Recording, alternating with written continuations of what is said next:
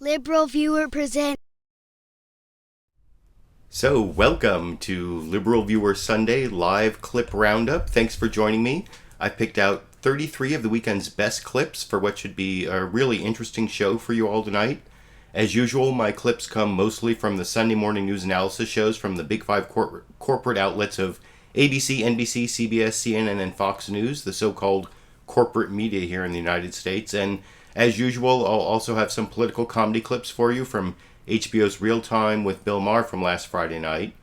As for this week's topics, as usual, you can see all the topics I'm covering listed down in the video description. And also, as usual, if you're watching the recorded version of the show, you should see time indexes down there to skip to the topics that most interest you. Again, for I don't know how many weeks in a row, I'll be starting with the 2016 U.S. presidential campaign, which took up most of the Sunday morning news shows this morning. This week, while I'll start again with the Republican side of the 2016 presidential race, and this week that will include a few clips of Donald Trump phoning into a few of the Sunday morning news shows, a few clips of the rising star Carly Fiorina, and one very controversial statement from Dr. Ben Carson about Muslims, and so much more that 21 of my 33 clips, I think, are on the Republican presidential race. Sorry about that, but that's just the way the coverage was this morning. Next, I'll have several clips on the Democratic side, mostly this week coming from Hillary Clinton's first Sunday morning news show interview as a candidate on CBS, talking about emails and Bernie Sanders and more.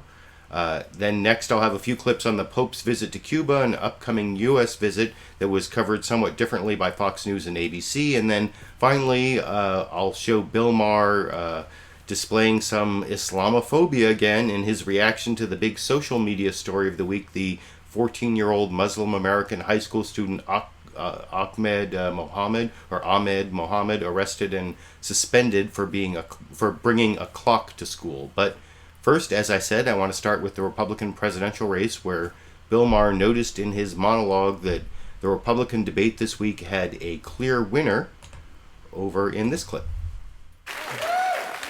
For once, a Republican debate has emerged with a clear winner, and it is the woman, Hillary Clinton. Okay, we got a great... Now, it may be true that Hillary Clinton is benefiting from some of the craziness on the Republican side, but that joke was funny because most of the polls and pundits show Carly Fiorina was the winner of the CNN debate this week, and one CNN poll actually showed such a radical reshuffling of the Republican race that was the actual State of the Union that Jake Tapper used to start his CNN show State of the Union this morning, to introduce the surprising post-debate CNN poll results with an introduction that actually references one of my favorite movies, Groundhog Day, over in this clip. Hello, I'm Jake Tapper in Washington, D.C., where the state of our union is radically reshuffling. Breaking right now, a brand new CNN poll, the first since Wednesday night's debate. And in the immortal words of Ned Ryerson, it is a doozy. Donald Trump maintaining his first place status, though his lead has dropped from 32% to 24%. But here are the real bombshells. Carly Fiorina leaping to second place. Her debate performance landing her at 15%, squeaking by Dr. Ben Carson, who is now at third place with 14%. Also surging into fourth place, Marco Rubio, who also got rave reviews. He takes 11% in double digits. He's jumping ahead of his mentor and friend, Jeb Bush, who's treading water at 9%. Bush's supporters and donors have openly worried about his fall in the polls over the summer.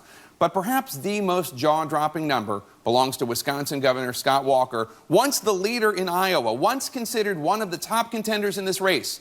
He does not even register in this new poll, with less than 0.5%. That's right, I said less than 0.5%.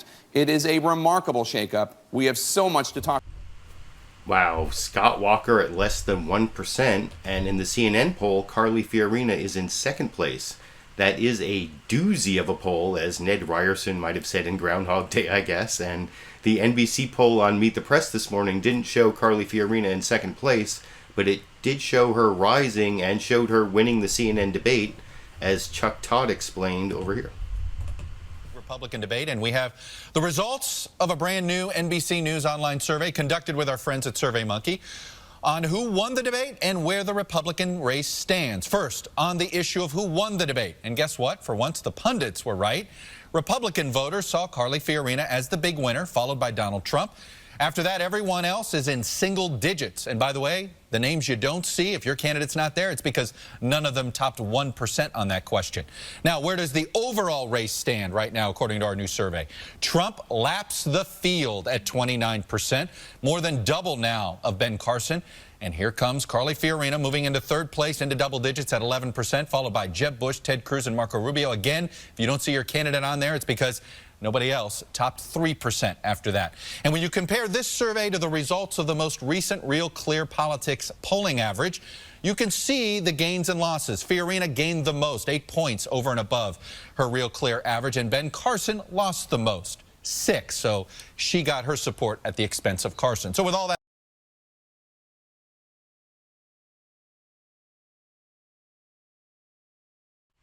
So somewhat similar results from the NBC poll as the CNN poll, although Carly Fiorina is rising but still in third in the NBC poll, but they still have Carly Fiorina as the winner of the CNN debate.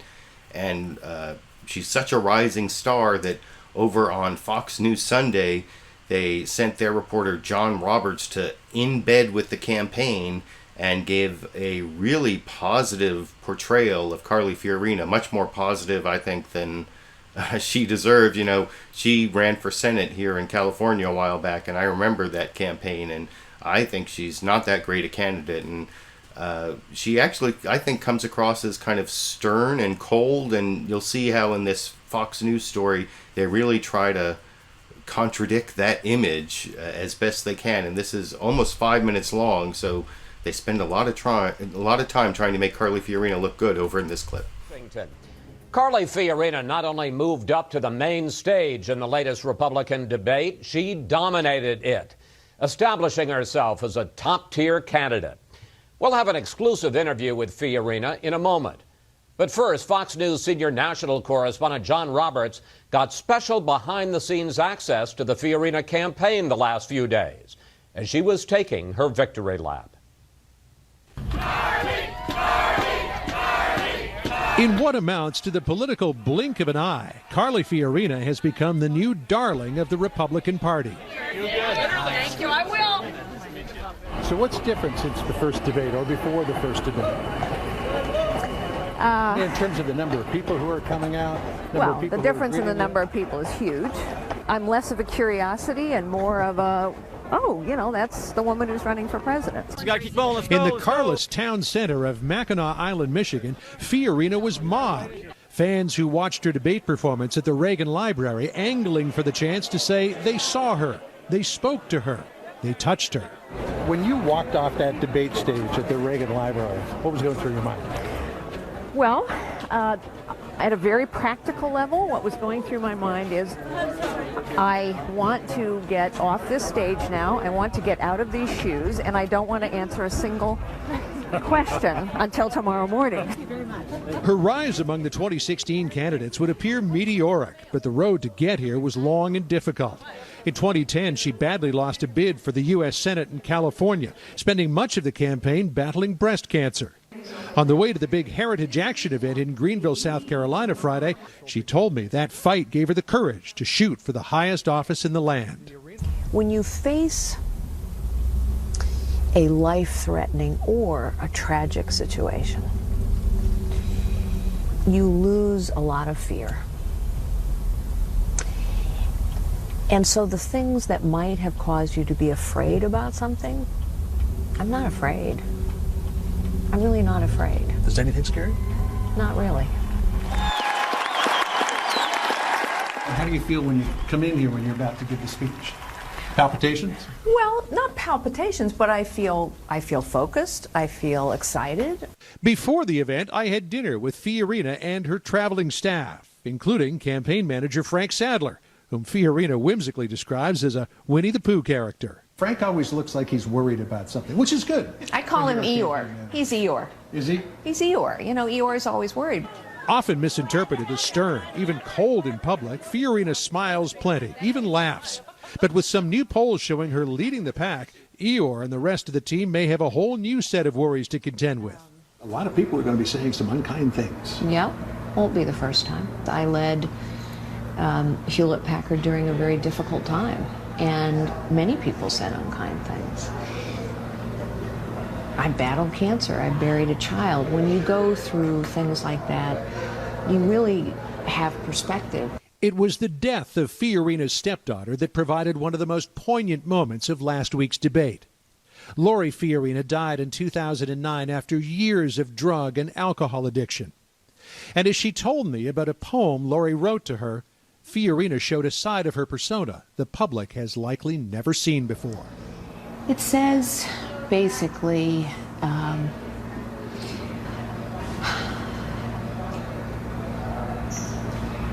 I don't tell you enough I love you. And that's the thing, you know. When you lose someone, you realize we never say enough. It's a perspective that keeps Fiorina grounded through the inevitable highs and lows of the campaign, the compliments and criticism, the adulation and insults. Life is not measured in time. It's not measured in success or wealth or all these things we think it's measured in. It's measured in love and moments of grace and positive contribution. Fiorina has a big opportunity this week to demonstrate her range to a broad audience, appearing on The Tonight Show with Jimmy Fallon on Monday, then giving a major foreign policy address to cadets at the Citadel Military Academy in Charleston on Tuesday.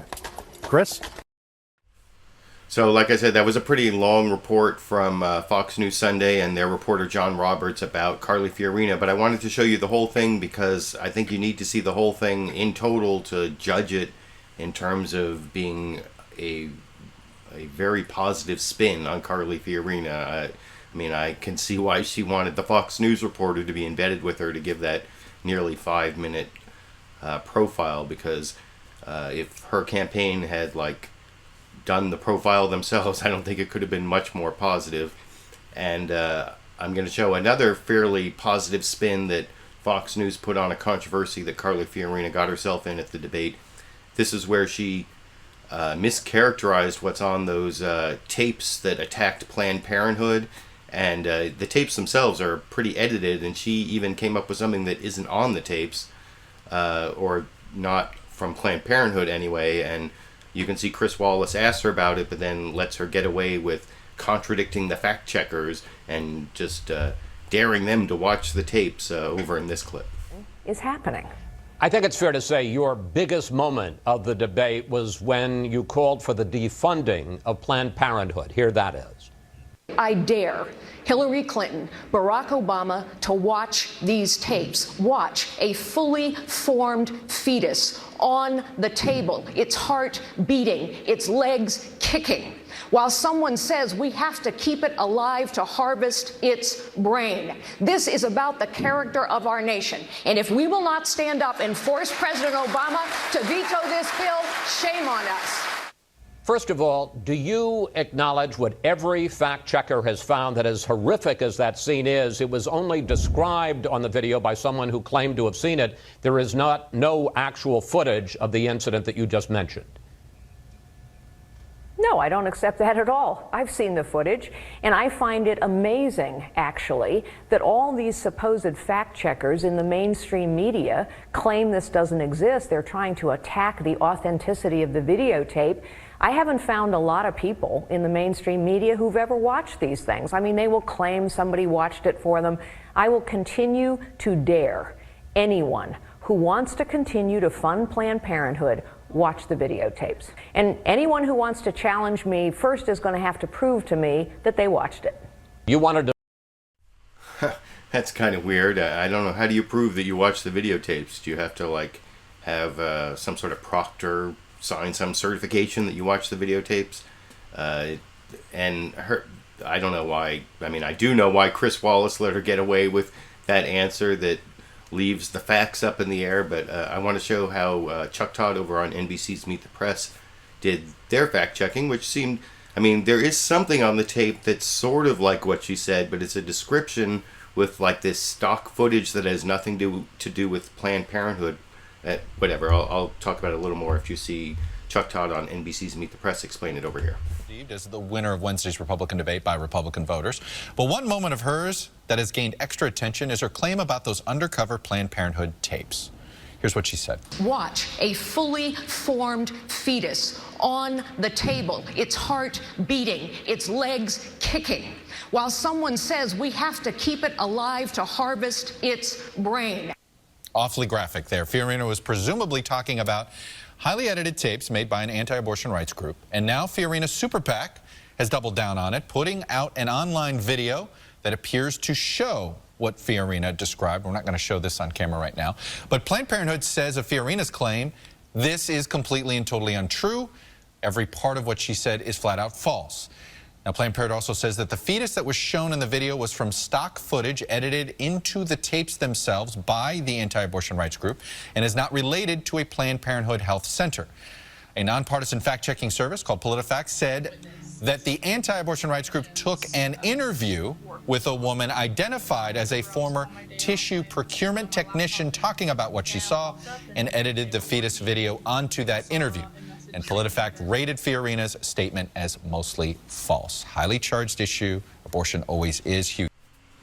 So mostly false. I think that is a more accurate way to describe what Carly Fiorina said about the Planned Parenthood videos than what Chris Wallace got out of her on Fox News Sunday. But I do want to show one question that Chris Wallace asked Carly Fiorina over on Fox News Sunday that was more confrontational. And it brings up what I was talking about before as a California resident, that I remember Carly Fiorina running for Senate against Barbara Boxer and doing really badly, especially because of her tenure at Hewlett-Packard, which is easy to demonize in a 30-second ad. And Chris Wallace actually showed one of those 30-second ads and followed up with some fairly confrontational questioning. This is a question and a couple follow-ups from Fox News Sunday on Carly Fiorina's business record and how that makes her a fairly weak candidate over in this clip. Fiorina, finally, I want to talk about your record as the CEO of Hewlett-Packard, which you know will be a big issue in the campaign. Back when you ran for the Senate from California in 2010, Democrats ran an ad against you, which a lot of people think sank you. Here it is. Fiorina shipped jobs to China, and while Californians lost their jobs, Fiorina tripled her salary, bought $1 million yacht, and 5 corporate jets. I'm proud of what I did at HP. Question, why won't those same facts, 30,000 layoffs, a 45% drop in the value of HP stock, why won't those sink you again, ma'am? Well, first of all, politics is so often a fact-free zone, and that ad is very misleading in many ways. And yes, all that's going to be brought up. So, of course, it's important to remember that I led HP during the worst technology recession in 25 years. The NASDAQ, the technology heavy stock index, dropped by 80%. It took 15 years for that stock index to recover to its dot-com boom highs. But if I may, Ms. Fiorina, if I may, though, you're kind of selective because you're saying where the stock was. The NASDAQ dropped 80% in 2003. By 2005, when you were let go, it had only dropped 23%, which was only half of what HP stock had dropped at that point. You were twice as bad in terms of the stock price as the market was in 2005. Yes, and that technology-heavy stock index dropped again. So I think if you look at it over 15 years, you will see that what I'm describing is correct. You know, there are people who look at a stock one day at a time. I never led that way.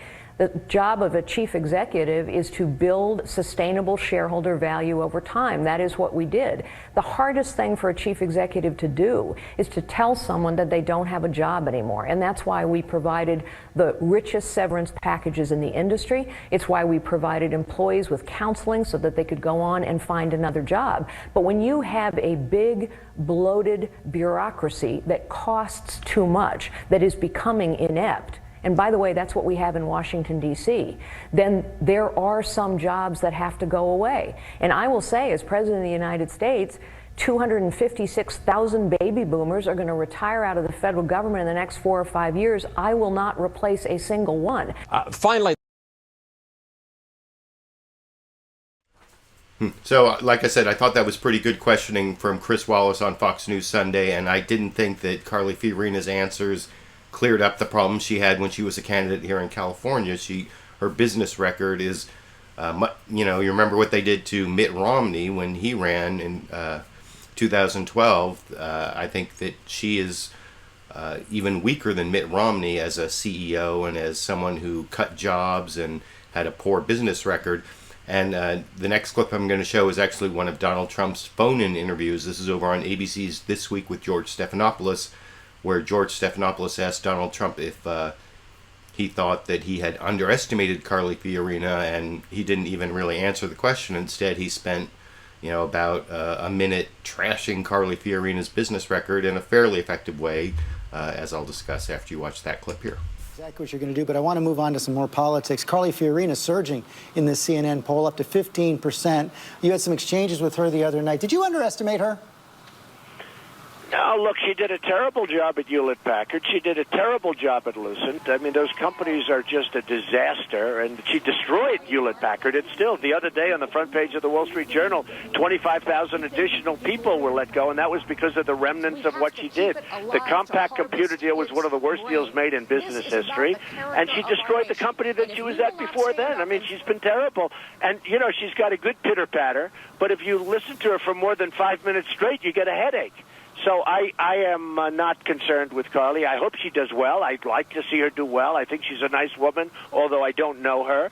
But frankly, I didn't see the poll. I think I'm still way in You're first still ahead. place. You're Is that 24. correct? Yeah, you're at 24. She's at 15 right now. You're still in first place. But And is she in second place, George? Because I really don't know. Ben Carson is in second place. Fiorina is in second place. Then Ben Carson, and Marco Rubio moved up a lot as well. Let me ask you something else.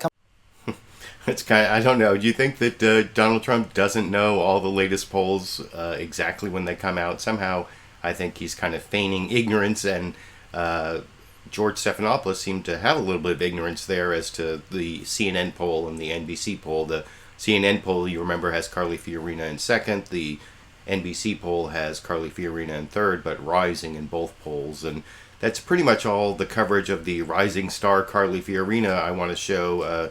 I think Donald Trump says in a clip, maybe not that I'm showing this week, that if you listen to her for too long, you get a headache, and that some people see that as sexist, and, that's probably not true for everyone, but for some reason, Carly Fiorina really grates on me. Maybe it's her, stern manner that Fox News was trying to clear up there by making her seem, warmer and having a heart, and maybe maybe it does have something to do with my own sexist stereotypes that I've internalized, like the stern school marm or the wicked witch of the West or the East or something, or those are all sexist stereotypes that maybe when I listen to Carly Fiorina they come up in my mind. I don't know, but I'm not a big Carly Fiorina fan, and the more I watch her, the less I like her, and I don't want to show much more, or I think that I have one mention of her in a later clip, but now I'm moving on to the Donald Trump portion, who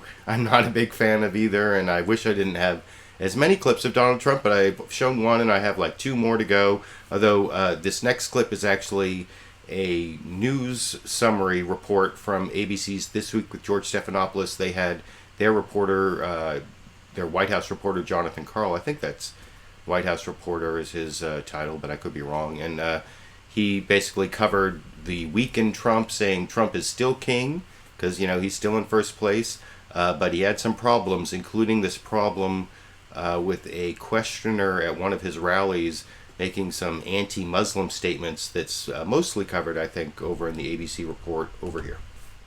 Even after a rough and tumble campaign week, Donald Trump is still the king. And the future president of the United States of America, Donald Trump! Welcomed last night by the homecoming court at an Iowa high school. I love you all. Have a great dance tonight. But the latest Trump firestorm is not over something he said, But what he didn't say when faced with this inflammatory question in New Hampshire. We have a problem in this country. It's called Muslims. We know our current president is one. Right. You know he's not even an American. We need this birth question. certificate, man. Trump didn't challenge his supporters' false claim about the president's background. If someone brought that up at a town hall meeting of mine, I would have said, no, listen, before we answer, let's clear some things up for the rest of the audience. And I think you have an obligation as a leader to do that. But Trump has no apologies. He recited his Twitter account for an Iowa crowd on Saturday. So I started by saying, am I morally obligated to defend the president every time somebody says something bad or controversial about him? I don't think so, right? So is Donald Trump playing with fire or simply playing to his base? A recent poll shows more than half of Trump's supporters believe President Obama is Muslim, and 28% of Republicans think the president wasn't born in the U.S. Even Trump has admitted his conspiracy theories over the president's birth are part of his appeal, as he told me 2 years ago. If you don't acknowledge that you went overboard on this whole I don't think I went stuff. Overboard. Actually, I think it made me very popular, if you want to know the truth, okay? So I do think I know what I'm doing. More energy tonight. I like that. Meanwhile, the GOP frontrunner was still target number one at the second GOP face-off. Well, you should ask him questions in detail about the foreign policy issues our president will confront, because you better be able to lead our country on the first day.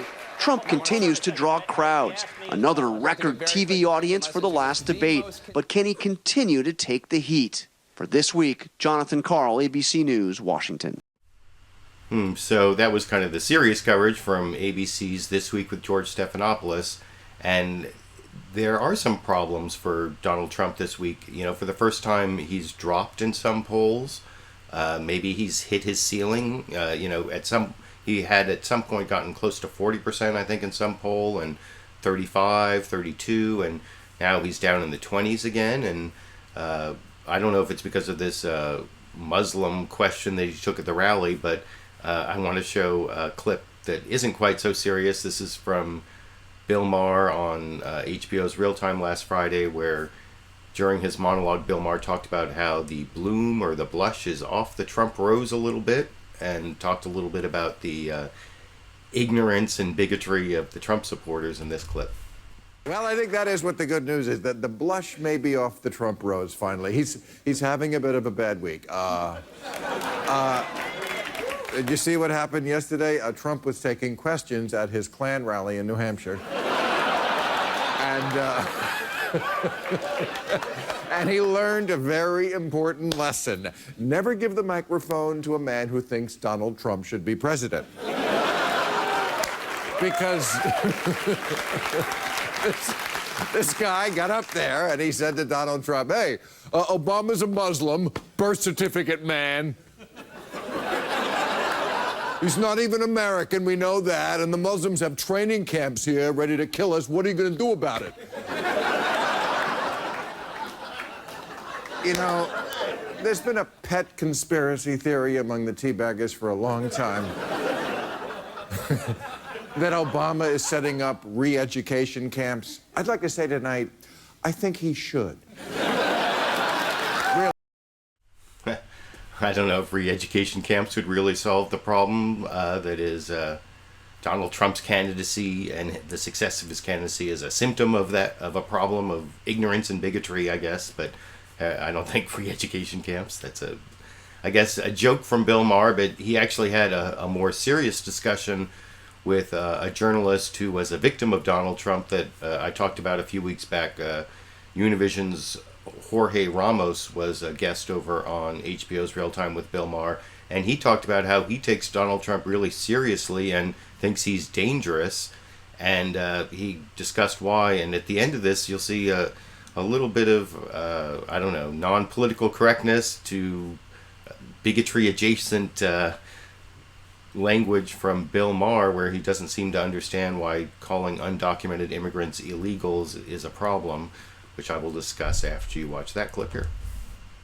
Well, I take him very seriously, very, very seriously. I think his ideas are very dangerous to our democracy, right, to the freedom of the press, and to minorities. What happened is that after he said that some Mexican immigrants were criminals and rapists, and we know all the studies suggest that immigrants have a lower crime rate than those born here in the United States. So what he's saying is not only wrong, it's false. Obviously, I wanted just to get an interview with him, as everybody else. So he gave interviews to most networks. And I wrote, that was a mistake, I wrote him a handwritten note with my cell phone, and I expected him just to answer. Well, he published my cell phone. No shame. So, and he did with Lindsey Graham, too. Well, so the lesson is never, ever, ever give your cell phone number to Donald Trump. So after a few weeks, I needed to ask him some questions.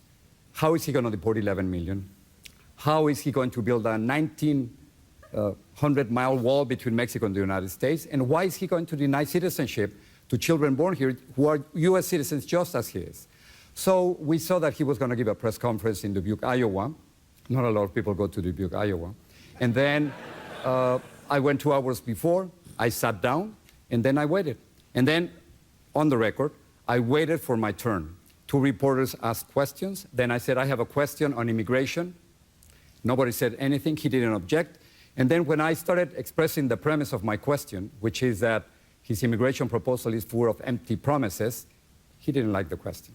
And instead of allowing me to continue, he called a bodyguard and pushed me out of the press conference. So the other lesson is you cannot really ask a question with a bodyguard in front of you. Right.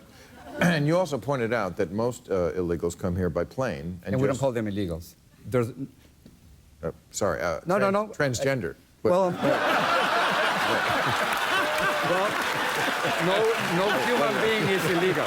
No human being is always illegal. saying the wrong thing. No, but I think words matter. Okay. They're important. All right. Words matter. Well, I mean, some people are illegal. Well, no. Why is that a bad word? Well, because I think it's a double standard. You don't call illegals the companies, thousands of companies who hire them, and you don't call illegals the millions of Americans, including all of you and all of us, you're right. who benefit from their work. So it's a double standard. Right, that is. All right, we should call them all illegals. But we should call them simply what they are. Well, I agree with that. And also with anchor babies. And by the there's way, a better word for that, which is U.S. citizens. Right, okay. So I don't think that it's puts Bill Maher in a very positive light, that this is the first time he's ever had a discussion with anyone about whether you should use the term illegal or not. I mean, it's a really old discussion, and most media outlets have a policy on it. Sometimes the New York Times and even CNN will use the term illegal. Fox News uses the term illegal all the time. As longtime viewers of my broadcast will know, many of the people who are undocumented immigrants haven't actually broken any criminal laws. If you overstay a visa, and that's somewhere between 40 and 60% of the undocumented people in the United States didn't illegally cross the border, they just overstayed a legal visa, and that's not a crime. That is a civil violation, and so they're not criminals. I mean, would you call someone who's at some point in their life has gotten a speeding ticket an illegal driver? I mean, I don't know. Anyway, I think the whole use of the term illegal is disparaging, and I'm surprised that Bill Maher has never had that come up before. But moving back from Bill Maher's brush with bigotry there, and there will be an Islamophobic set of clips that I'm going to show at the end of the show that will get back to Bill Maher's brush with bigotry. But I want to get back to Donald Trump's problem, his brush with Islamophobia at the rally, where he had that person ask the question about Muslims, in camps being the problem, and we have to get rid of them, and the president not being a Christian, which I guess actually isn't an insult, because why should it matter? And it does matter according to Dr. Ben Carson, as I'll show in a minute. But first, here's a couple clips from Donald Trump. These are the last 2 Donald Trump actual interview clips. First, from CNN State of the Union, talking to Jake Tapper about whether he should have showed leadership by correcting this Islamophobic questioner, anti-Obama questioner at that rally over here. I want to ask you about this exchange you had with a voter on the campaign trail. Let's play it. Problem in this country, it's called Muslims. We know our current president is one. Right. You know he's not even an American. We need this birth question. certificate, This is the man. first question. But anyway, we have training camps growing where they want to kill us. That's my question. When can we get rid of We're going to be looking at a lot of different things. And, you know, a lot of people are saying that, and a lot of people are saying that bad things are happening out there. We're going to be looking at that and plenty of other things. Now, Mr. Trump, forget the notion of defending President Obama for a second. I don't want to really talk about that. You are running to be president of the United States of America. That includes millions of peaceful, law-abiding Muslim American citizens who love this country. This man said, quote, "We have a problem in this country. It's called Muslims." Now, you are not responsible for what he says, but this is raw, unvarnished, ignorant bigotry. You are a leader. You're the front runner in the Republican race. Do you not have a responsibility to call out this hatred? Well, you know, we could be politically correct if you want, but certainly, are you trying to say we don't have a problem? Because I think everybody would agree. I have friends that are Muslims. They're great people, amazing people, and most Muslims, like most everything, I mean, these are fabulous people, but we certainly do have a problem. I mean, you have a problem throughout the world. What's the problem? Well, you have radicals that are doing things. I mean, it wasn't people from Sweden that blew up the World Trade Center, Jake. I get that, but to say we have a problem and it's called Muslims because there are some extremist Muslims is tarring all Muslims. You would agree that the vast... No, I don't agree with that at all, but you have extremist Muslims that are in a class by themselves. I mean, they are... It is a problem in this country, and it's a problem throughout the world. I mean, Well, what if he had said look at Europe. What if he had said we have a problem in this world, it's called blacks? Would you have said something then? No, I would have probably just, I listened to his question. I mean, who am I? I listened to his question. He made a question / probably statement, but I listened to his question, and I actually didn't respond. This was the first time, because over the weekend, as you know very well, because you covered it and CNN covered it very well, but it was a very, very big subject. And I said, this is the first time I've ever had a situation like this where I didn't even say anything. So it was a question that was asked in front of a totally packed house. Nobody thought much of it until the following couple of hours when it became a pretty big subject. But no, we do have a problem with radical Muslims. There's no question about that. I think you'd be the first to admit that.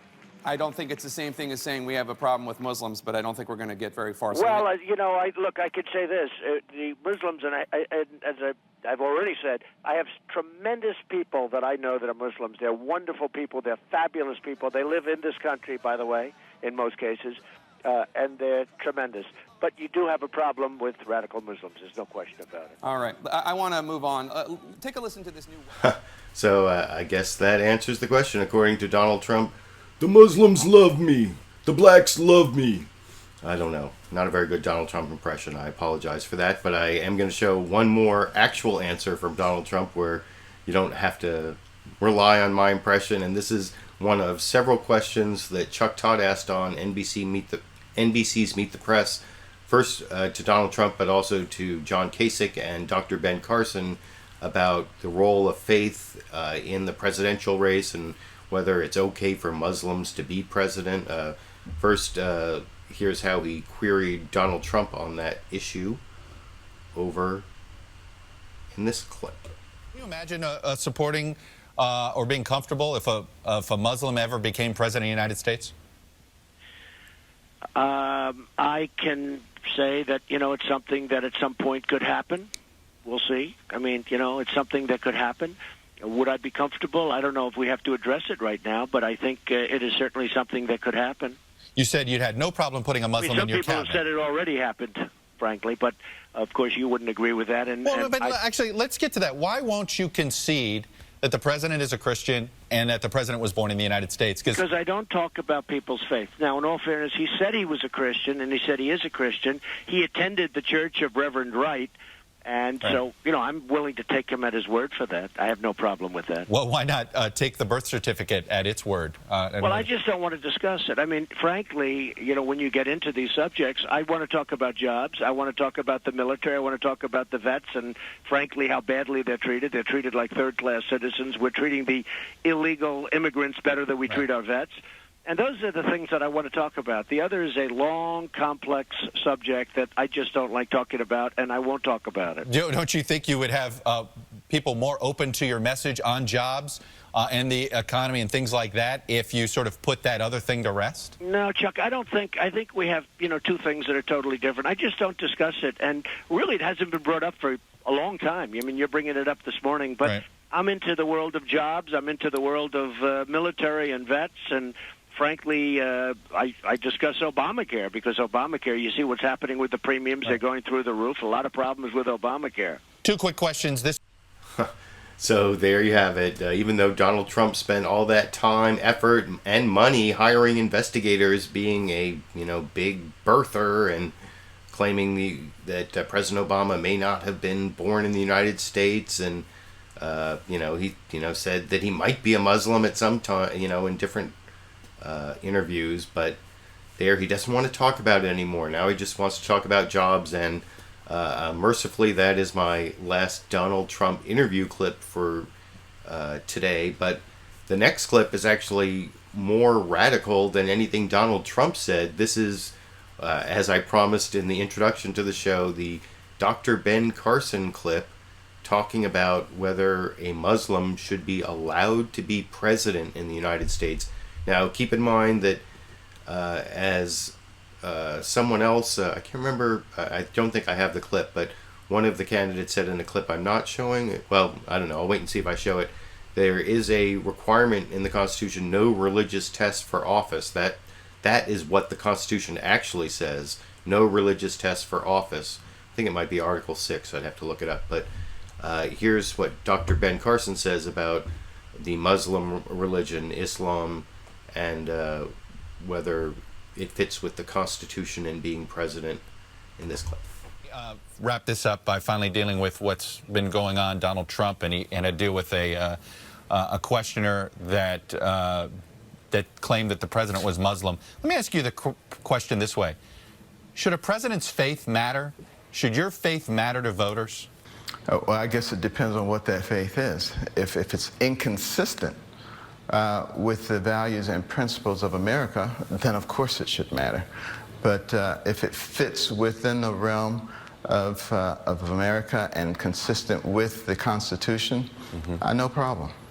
So do you believe that Islam is consistent with the Constitution? No, I don't. I do not. I would not advocate that we put a Muslim in charge of this nation. I absolutely would not agree with that. And would you ever consider voting for a Muslim for Congress? Congress is a different story, but it depends on who that Muslim is and what their policies are, just as it depends on what anybody else says, And if there's somebody who's of any faith, but they say things and their life has been consistent with things that will elevate this nation and make it possible for everybody to succeed and bring peace and harmony, then I'm with them. And I take it you believe the president was born in the United States and is a Christian? I believe that he is. I have no reason to doubt what he says. All right. So at least he's not claiming the president is a Muslim, but he is claiming that a Muslim can't be president, which is pretty outrageous, I think. I don't know. You can let me know what you think down in the comment section. And I'll show a more moderate answer that Chuck Todd got from another possible rising star in the Republican race, Ohio Governor John Kasich, who some people said didn't do so well in the debate, but he's still well positioned in New Hampshire, and someone has got to be the one that gets the, that the establishment rallies around, and it's not going to be Scott Walker anymore. Jeb Bush and Marco Rubio are the other ones, and Marco Rubio actually is rising, and I'll have a clip from Marco Rubio in a minute, but excuse me, maybe I need to do a Marco Rubio, but here's Governor John Kasich of Ohio answering a similar question about whether a Muslim can be president. And he sounds more moderate, although I think if you listen to his answer, he never actually says that a Muslim could be president or should be president in this clip. And finally, I know you're not a big fan of addressing Donald Trump issues, but let me ask the question this way about when it comes to the president's faith. Number one, should it matter what a president's faith is? Well, look, I don't know about that, Chuck. I mean, I'd have to think about what that means. But that's not, I believe the president, in fact, is a Christian. If he wasn't a believer, that would be his business. But he is, I believe he is. Secondly, I don't agree with him. I think he tends towards redistribution, taking from those at the top and kind of the Robin Hood effect. I don't buy that. And secondly, I think he thinks America should lead from behind on foreign policy, and I don't buy that. But let me suggest, and I've said this earlier today, we need to respect our basic institutions, whether it's the presidency, whether it's our teachers, whether it's our ministers or rabbis. We need to have great respect, or the country begins to come undone. And so, I may not agree with the president, but I respect the office, and I respect the fact that he is the president of the United States. And hopefully, I'm going to be. Would you ever have a problem with a Muslim becoming president? I mean, that's such a hypothetical question. The answer is, at the end of the day, you got to go through the rigors, and people will look at everything. But for me, the most important thing about being president is that you have leadership skills, you know what you're doing, and you can help fix this country and raise this country. Those are the qualifications that matter to me. All right, Governor John Kasich. So I don't believe he actually said that he believed a Muslim could or should be president. He didn't say, like Dr. Ben Carson, that he believed that Islam was incompatible with the Constitution. But I want to show one more answer in that area. This is Senator Rand Paul over on CBS's Face the Nation.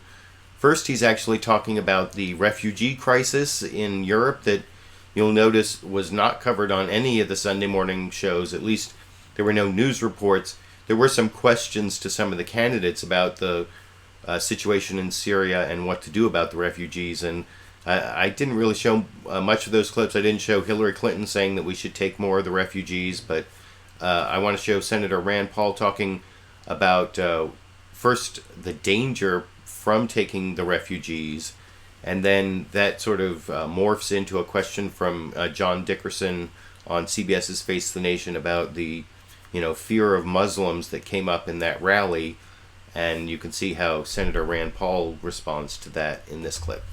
And that's what this gentleman who spoke at Trump's rally and talked about the president being Muslim, and that's what he was talking about, is the danger from that. Should Donald Trump have said anything?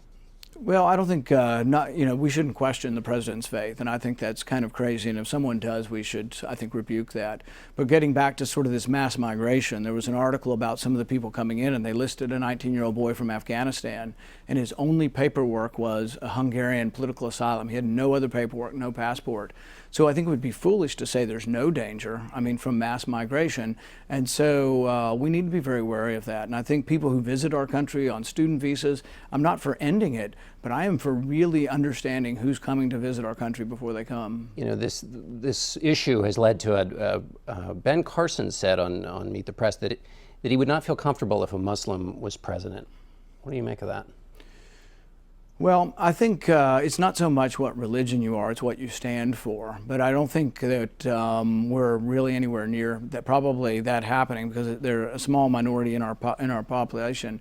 But I think the hard part is while we are a very pluralistic society and we're open to all religions, more free than any other country, the problem we have is the people who've been attacking us have been all of one religion, and it's hard to separate that.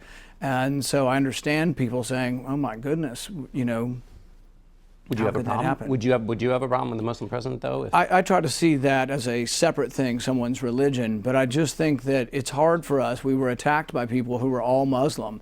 I think it's really incumbent, and this is what I've been saying all along, civilized Islam needs to step up in a bigger way and say this doesn't represent us. I know they do, but I don't hear enough of it. I need to hear more of it. And I frankly think that Saudi Arabia has often stoked the flames of radical Islam instead of trying to be helpful. So you wouldn't have a problem with that? So that is Senator Rand Paul's response to the fear of Muslims that was raised at the Donald Trump rally, and he also raised that fear of Muslims when he was talking about whether Syrian refugees should be taken into the United States in large numbers. And that whole thing about most of the terrorist incidents involving Muslims, that's actually not true.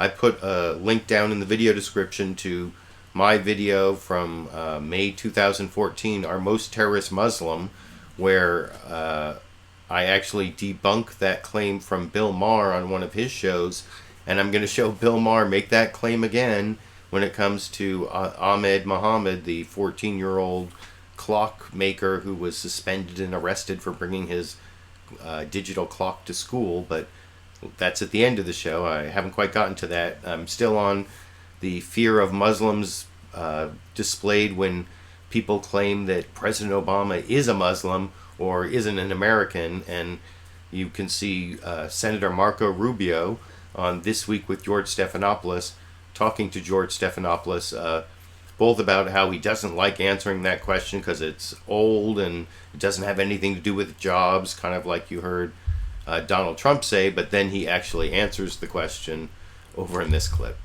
You just heard Donald Trump, but he's not going to weigh in on whether President Obama was born in the United States, whether or not he's not a Muslim. I see you shaking your head. Well, I'm just tired of that. This has nothing to do with the future of our country. These issues have been discussed ad nauseum over the last few years.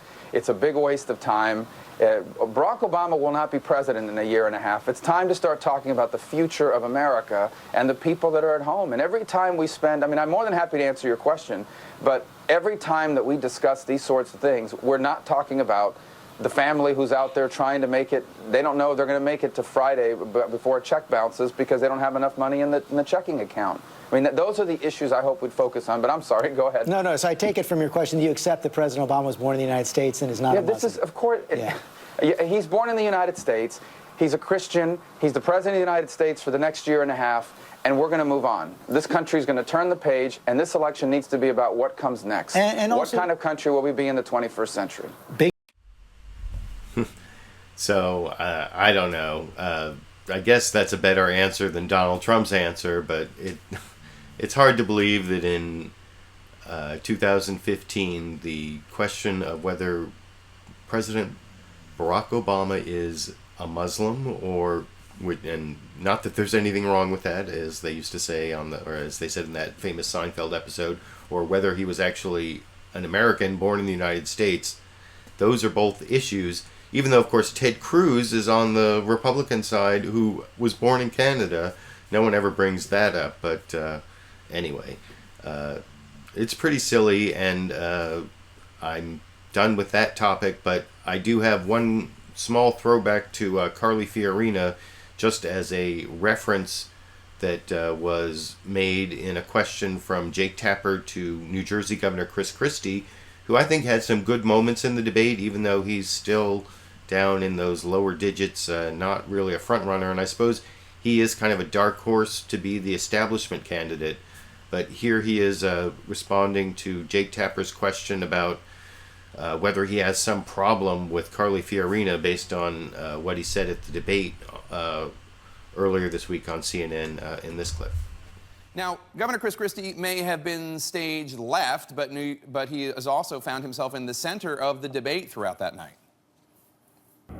While I'm as entertained as anyone by this personal back and forth about the history of Donald and Carly's career, for the 55-year-old construction worker out in that audience tonight who doesn't have a job, who can't fund his child's education, I got to tell you the truth. They could care less about your careers. They care about theirs.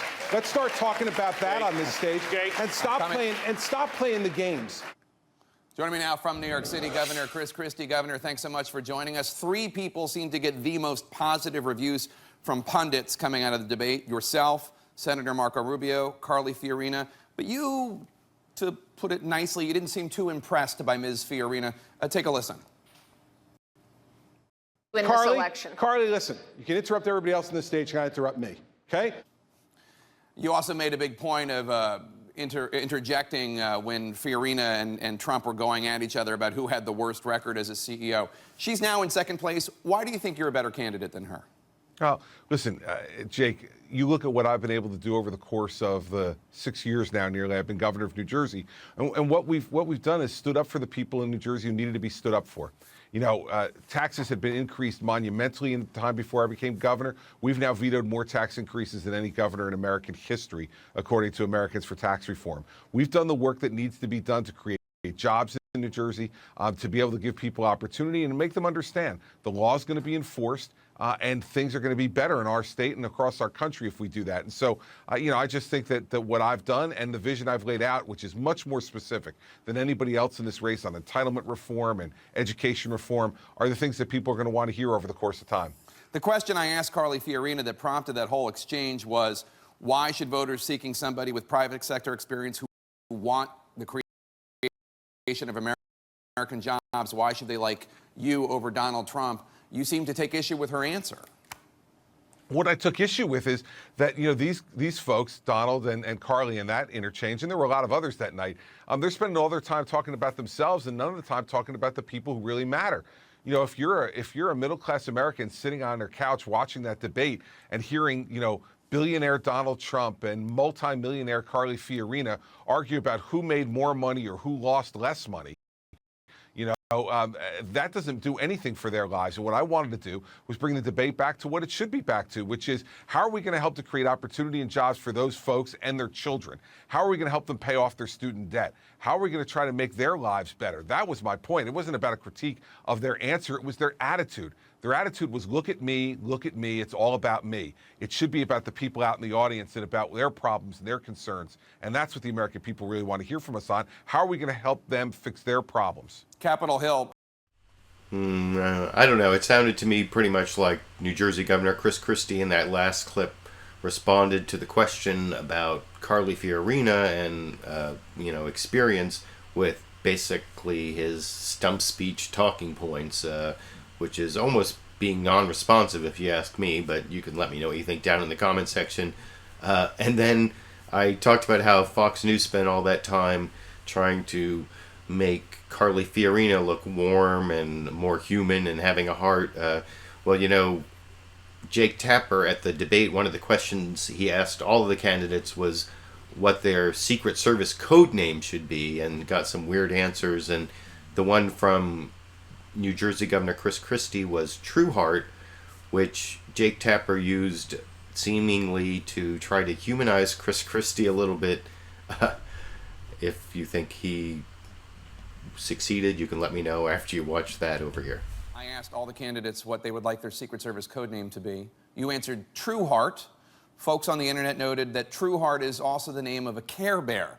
Care Bear Central told TMZ that you and True Heart have a lot in common. They're both, quote, kind, affectionate, attentive, and obviously very huggable. I don't know if you have any response to that, but we found that an interesting note.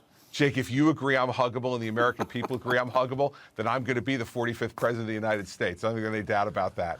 All right, Governor Christie, thanks so much. We want to invite you back, obviously, to talk more about foreign policy, Iran, Syria, and all the other issues we have on our plate. Thank you. Now, it's a little bit embarrassing for Jake Tapper that at the end of that he mentions that they didn't really talk much in the interview about foreign policy and Syria and all the other issues there, that he instead decided to ask him about the name of a Care Bear. But I don't know, I guess it was kind of funny, and I did decide to show it as well. So you can let me know what you think down in the comment section about whether New Jersey Governor Chris Christie looks good as a Care Bear. And I only have a couple clips on the Republican side left, and one of them is a Bill Maher discussion. And the one before that is from CNN State of the Union. It's Jake Tapper talking to Ohio Governor John Kasich, talking about how he kind of got in trouble this week, praising the Hispanic maid at one of the hotels he stayed at, and it was kind of condescending. It kind of like painted Latinos and immigrants as, like menial laborers, I guess, but it wasn't as bad as some of the things you hear from Donald Trump, or even, I think, from Senator Rand Paul in that clip about Muslims I showed 4 or 5 clips ago. But here's Ohio Governor John Kasich explaining what he was trying to say about this maid at the hotel he stayed at in this clip. Ohio Governor John Kasich is currently under fire from some left-leaning Latino groups for a comment he made about Hispanic workers, specifically the maid at his hotel.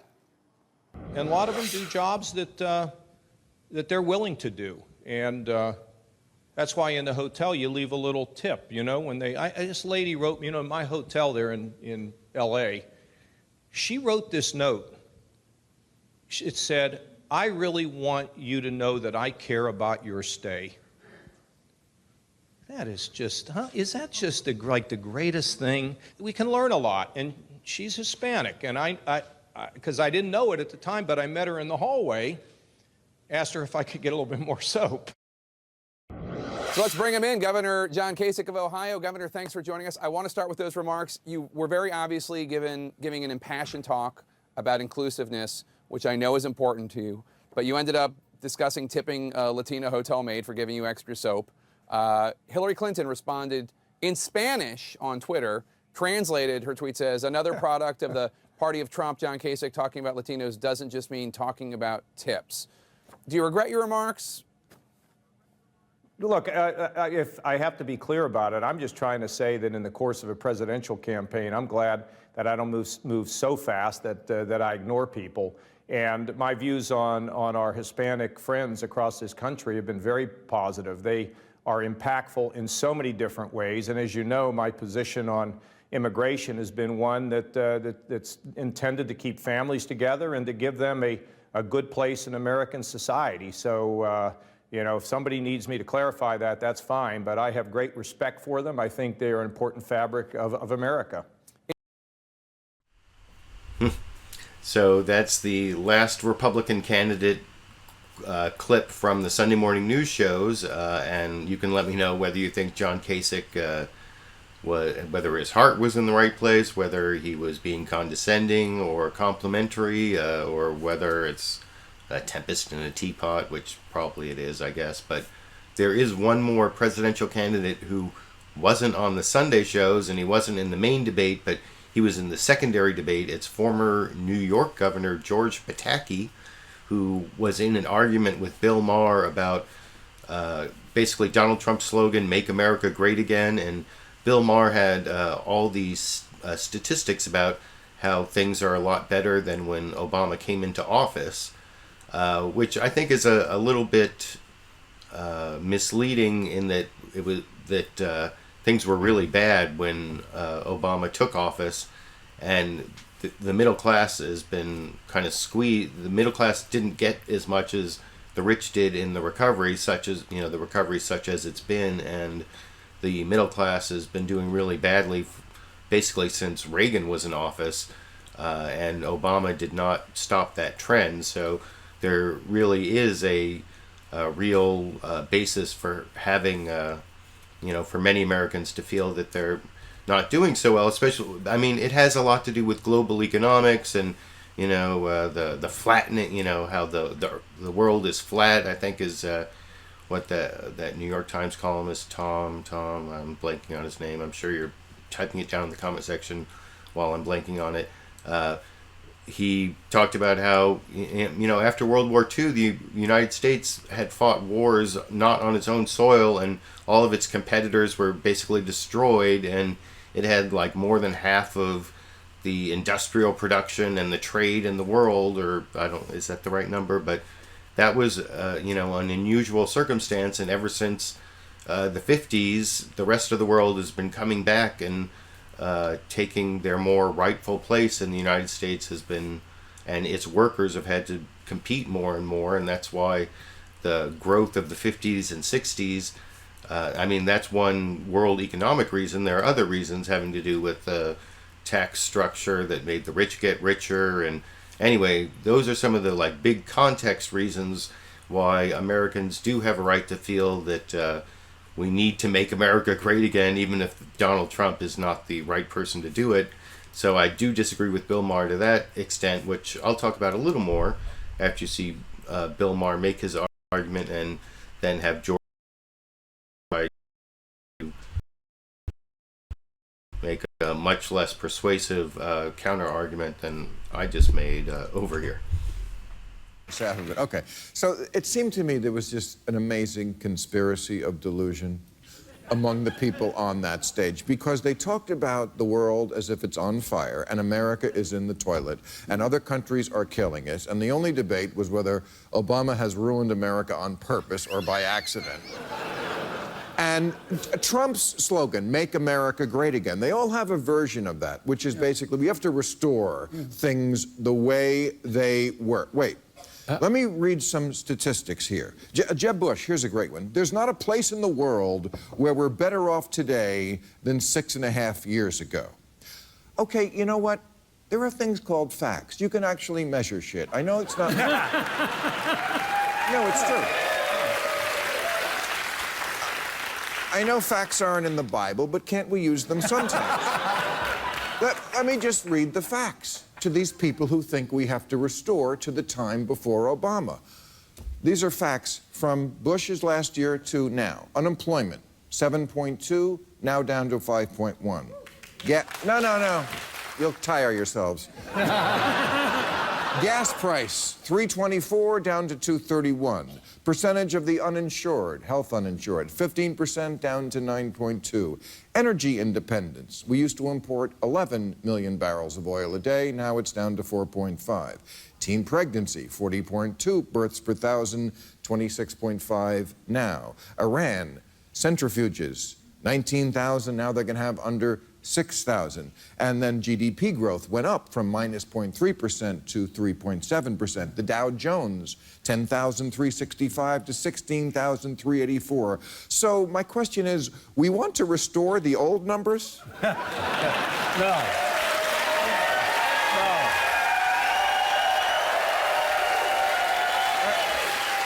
Bill, if I might.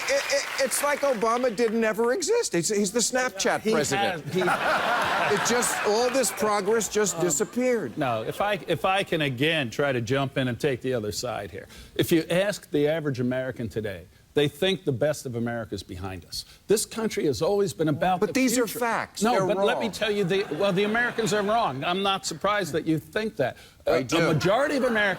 A majority of Americans today don't think their kids will have as good a life as they did. And that's not what America's about. But Governor, America's always been about the future. What is It's not more about important, facts or what people think? Facts, of course, matter. Well, but these are the facts. They are the facts today. But let me just go through. Let me go through. Bill, let me go through a couple. Let me go through. Growth. We have had the slowest recovery from a recession since World War II. He's shaking. That is true. No, we've had the longest. We've also had the longest period of time but it's in been between the slowest. recessions ever. Unemployment, you talked about 5.1. There are over 6 million Americans working less than 30 hours because their employer can't hire them because of Obamacare. There are over 6 million Americans who have dropped out of the workforce because they have given up trying to find a job. The premise wasn't, did America make the world perfect? That wasn't the premise. Thank God. That would be hard to prove. Not harder than what you're saying. So that's just part of the discussion. That was almost 3.5 minutes, so I was fairly liberal in the amount of clip I showed, but I think pretty much all of that discussion is available on the HBO website or even on the HBO YouTube channel. I have a link down in the video description to HBO's YouTube channel where they put up most of the show, though I think there are parts that still are only available if you have a subscription to HBO. But the next clip I want to show, so that was the last clip from the Republican side. Like I said, 21 of my 33 clips took a little over an hour to get through the whole thing. But that's just where the coverage is, and there's so many candidates that it takes up a lot of time to cover the Republican race, and it's after Labor Day. We're getting to the part where, it's still well before Iowa, but that'll be just a few months away, so it's not unreasonable to start actually focusing. There have been a couple debates that have moved things around, but over on the Democratic side, there haven't been any debates yet, and Hillary Clinton hasn't done a lot of interviews, and she did her first interview of on the Sunday morning shows, I think, since she became a candidate. No, I'm sure it's since she became a candidate. I think they said at the beginning that it was her first one since a couple years ago, at least. And first I want to show as sort of a transitional clip where Hillary Clinton responds to what Jeb Bush said in the CNN debate about how his brother, George W. Bush, kept us safe. And she talks about how it's a mixed bag from George W. Bush's administration, and she does praise him on certain things, but she never really gets to the main flaw in Jeb Bush's argument, which Bill Maher talked about in a clip I didn't pick out for the show, which is, Jeb Bush said he kept us safe, he rallied us from the rubble of 9/11, without mentioning the fact that 9/11 is what happened while George W. Bush was president. And you'll see Hillary Clinton doesn't make that point either when she talked to John Dickerson on Face the Nation this morning here. Republican debate, Jeb Bush said one thing was true about his brother: he kept America safe. Do you agree with that? I think it's a complicated question because, of course, 9/11 happened. I was a senator from New York, and I was, basically consumed by my responsibility to help the people directly affected in my state and in the city. So it did happen, and then I do give President Bush, credit for trying to bring the country together around the threats that we did face. I've said the war in Iraq was a mistake. I supported what happened in Afghanistan. So if you sort it all out, it's a mixed picture. Well, I guess that is hard to disagree with. That is sort of a focus group tested answer almost on George W. Bush, that it's a mixed picture. Who could disagree with it being a mixed picture? But what I don't understand is why she didn't point out that George W. Bush, I guess she is uniquely at risk for making the argument that George W. Bush is responsible for the 9/11 attacks, because the quickest Republican rejoinder to that is, no, he was only in office for 8 months and it's really Bill Clinton's fault. And of course, Bill Clinton's last name is the same as Hillary Clinton's last name, so she bears some responsibility, I guess, for the Clinton years.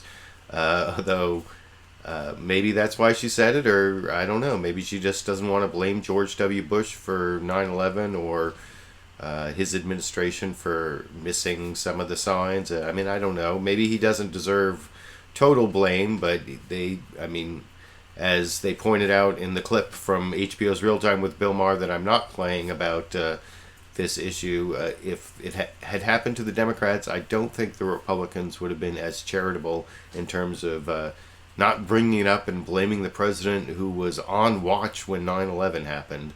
But I want to move on to the next clip. Here is the only reference really to Bernie Sanders. Well, there are a couple other references, but unfortunately Bernie Sanders did not do any interviews on the Sunday morning show, so I have no Bernie Sanders clips, but I do have a clip of Hillary Clinton on CBS's Face the Nation talking about whether she'll take a pledge not to do any negative attacks and not have her surrogates do negative attacks on Bernie Sanders. And I think some of her surrogates have already engaged in some negative attacks, and Bernie Sanders is famously not engaging in negative attacks on Hillary Clinton. And here Hillary Clinton responds to that question about the pledge. I just want to make sure I get the right clip over here. He said he's not going to run any negative ads. Would you pledge to do the same thing with respect to him, not attack him, and also tell your supporters, hey, lay off? Look, I want this to be about ideas and about policies. I know Bernie. I respect his enthusiastic and intense advocacy of his ideas.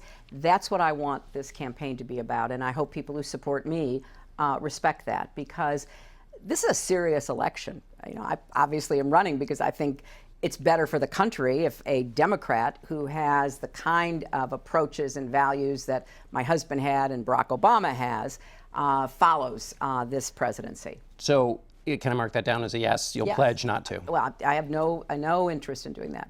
And you're going to talk. Wasn't exactly a pledge, and even if she had made a pledge, for some reason I don't know. If she had made a pledge, would you rely on that pledge? I guess I don't think she's going to personally go negative. That's kind of a Freudian slip there, but I don't think she's going to go negative unless it's politically expedient. But I remember the 2008 campaign that both Obama and Hillary Clinton went negative on each other in various ways, and I don't think that she's above negative politics. I do think Bernie Sanders is sincere about not going negative and talking about the issues, and I've seen him goaded and goaded and goaded, and I don't think he would go negative, even maybe if it was politically expedient according to advisors, but maybe I'm just buying into the Bernie Sanders authenticity wave. You can let me know what you think down in the comment section. The next clip I want to show is another one from the Hillary Clinton interview with John Dickerson on CBS's CBS's Face the Nation. And in this clip, she shows all of her talking points on the email scandal. If you want to see how well she does in a sustained assault by a seasoned questioner on a Sunday morning news show, this is John Dickerson asking her over and over again about the email scandal in various different ways, and she admits she made a mistake, but she also says she didn't do anything wrong, and, well, you can hear her. This goes on for about 3.5 minutes, and you can judge for yourself whether she has the talking points to make the so-called email scandal go away or not in this clip. Benghazi have led to discovery of your personal server. If we use this episode as a way to think about the way you would run your presidency, let's say there's a meeting at Clinton headquarters and you're with your staff and you're saying, looking at the email situation from the day you decided yes to have the server all the way to where we are now, right? What went well? What didn't go so well? Well, look, I've said that I didn't make the best choice. I should have used 2 separate email accounts, one personal, one work-related. What I did was allowed. It was fully above board. People in the government certainly knew that I was using a personal email, but I've tried to be transparent, and that includes releasing 55,000 pages, which is unprecedented. Nobody else that I'm aware of has ever done that, plus turning over the server, plus testifying at the end of October. So, I think that, people have questions. I want to try to answer them. Was it a failure in judgment on your part? Well, look, it was permitted, it was allowed, I did it, and I think that people can make their own judgments about that. But I've tried to be as transparent as I can. You've talked a lot about transparency. That, when we think about trust, and there's been a lot of talk about that in your campaign, and voters having questions. Their questions may be related to this. Trust and transparency are related. You've been transparent in the release of these emails, but what about before? Because there was a period where you held on to the whole kit and caboodle before any investigators were asking for it, long after you were out of the State Department. Well, it wasn't that long. I mean, what I did was to send emails to people at their government accounts, which I had every reason to believe would be captured on the government systems. And when we were asked to help the State Department make sure they had everything from other secretaries of state, not just me, I'm the one who said, okay, great, I'll go through them again. And we provided all of them. And, more than 90% were already in the system. And in fact, I gave so many that were not work-related just to be as comprehensive as possible. They're already sending back about 1,200 of them. So, look, I did what was, as I said, allowed. I said it wasn't the best choice, and it turned out to be a mistake in retrospect. But at the time, and given the facts that most of them were in the government systems, people are going to get a chance to see all kinds of behind-the-scenes conversations, most of which I'm embarrassed to say are kind of boring. Yeah. Just to button this up here, you've said you were sorry. Yeah. What exactly are you sorry for, and to whom?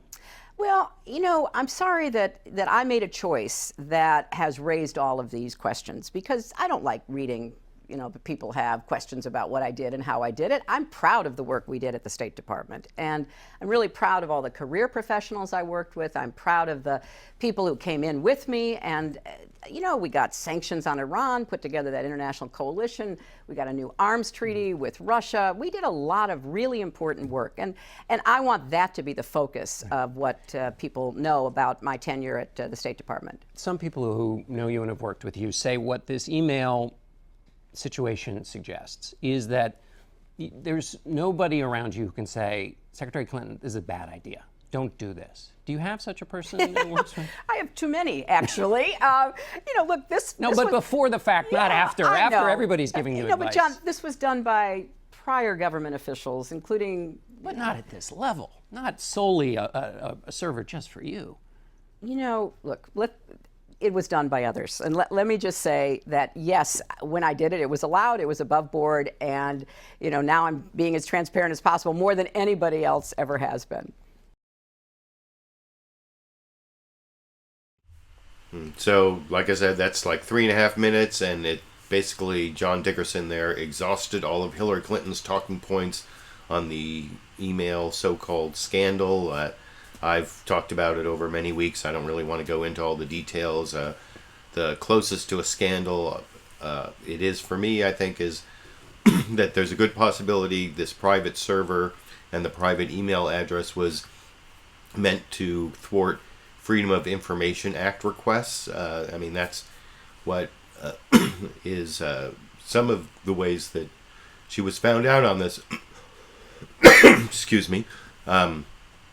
We have unhealthy air here in Sacramento today, or unhealthy for sensitive people. Maybe I'm more sensitive than I thought, at least when I do the show for over an hour. But I want to show one more clip from Hillary Clinton, and this is her answering the closest John Dickerson got to asking the questions about the two things that most concern me about Hillary Clinton that I've mentioned over the months where she's been the putative front runner, and that's one is that she's too hawkish in foreign policy, and the other is that she's too close to Wall Street. And what John Dickerson asks is, what role should Wall Street play in the economy? And he gets an answer that kind of gets her to have some talking points, at least, about making Wall Street accountable. But I still don't think that she talks about why she has so many Wall Street donors to her campaign and what that means for keeping Wall Street accountable. That doesn't really come up over in this clip. Well, should Wall Street play in the economy? Look, we need financial markets, but they need to be put on notice that any of their behaviors that impact Main Street, that disrupt the kind of orderly processing of financial transactions, because high-frequency trading is now, going to be making decisions in nanoseconds, or fooling around as they did in the 80s in, packaging mortgage securities in a way that really bombed us into the Great Recession. I don't think any financial institution, not just banks, because I think it's important to recognize there are a lot of financial institutions. AIG was a problem. Lehman Brothers went bankrupt. They were not banks in the traditional sense. We need to rein in the risks posed by these financial institutions. A final question. Your friend. So that sort of touched on the question of whether she is willing to keep Wall Street accountable, and she obviously has some talking points on that, but that's something I'm still skeptical about. That's one reason that I prefer Bernie Sanders to Hillary Clinton. And as I've mentioned, I think in the comments section, when some people thought I was saying I might vote for Hillary Clinton, I was talking about how I would probably vote for her in the general election if she becomes the Democratic nominee, but I probably wouldn't support her through work or through money or donations or anything like that, unless she wins me over more than she already has. But I'm still undecided as to who I support in the primaries. I do like a lot of things about Bernie Sanders. I even am kind of intrigued by this Lawrence Lessig candidacy, but I'm not going to show any more clips of candidates or of Hillary Clinton. That was the last one. But there's one more clip I want to show about the Democratic race.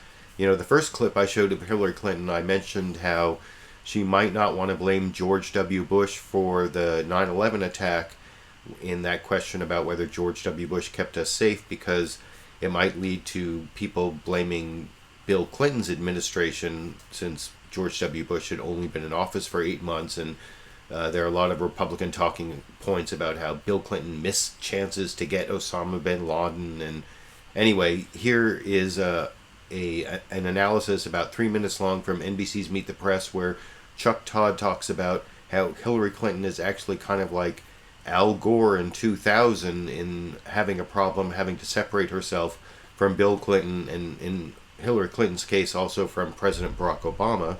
And that analysis is over here. Democrats. There are many explanations folks are offering up regarding Hillary Clinton's current struggle to maintain her front-runner status. And many of them have a familiar ring, especially if your name is Al Gore. As with Gore, many Democrats whisper that they like Hillary, but they don't love her. As with Gore, many Democrats lament if she could only be more like Bill. It's a standard that some may say is unfair, but also may help to explain why there is a missing spark on the trail and why the chatter about an alternative, whether Bernie Sanders or Joe Biden, is only getting louder. Have you considered Bill as a running mate?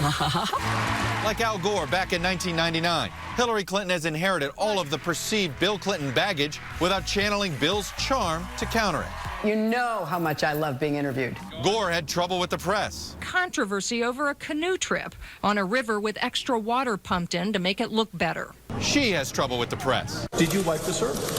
What, like with a cloth or something? The former vice president had trouble explaining fundraising phone calls from the White House and a trip to a Buddhist temple. No controlling legal authority. No controlling legal authority. No controlling legal authority. The former Secretary of State has trouble explaining the emails from her private server. I did not send classified material, and I did not receive any material that was marked or designated classified. Any material marked classified. Nothing that was sent at the time or received was secret. Gore ran away from Clinton instead of running with him, signaling that he'd offer Clinton's policies without the private mess. I felt that what the president did, particularly as a father, I felt that it was inexcusable. Hillary Clinton is never going to run away from Bill, but for now her campaign is keeping the most popular Democrat in America at arm's length, while also hoping to be burnished by his economic legacy.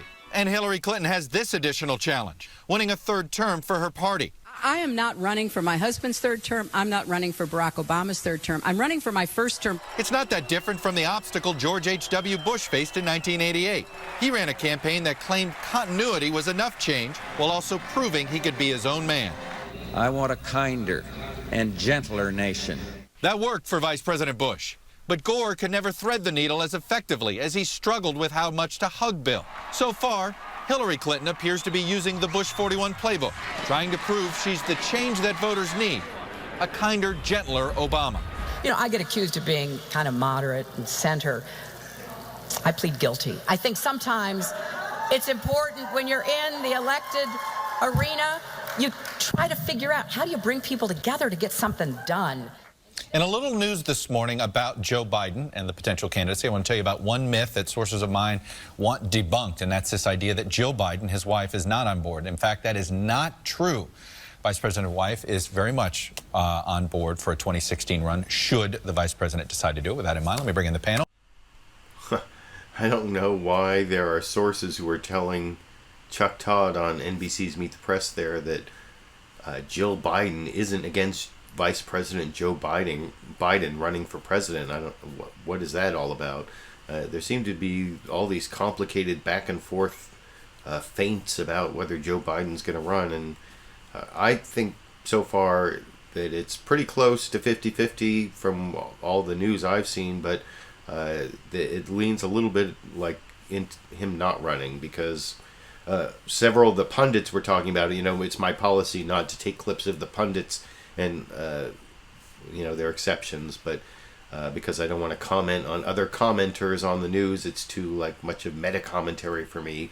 But I will summarize several I saw saying that the problem with Joe Biden getting into the race is that people are never as popular as the day before they announce they're running for president, and once he gets in, that he could definitely drop in the polls as he becomes like a regular politician again, instead of, you know, this vice president who just lost his son tragically to death from brain cancer. I think it was brain cancer, but that's the last clip I want to show on the Democratic side of the race, on the 2016 presidential race completely.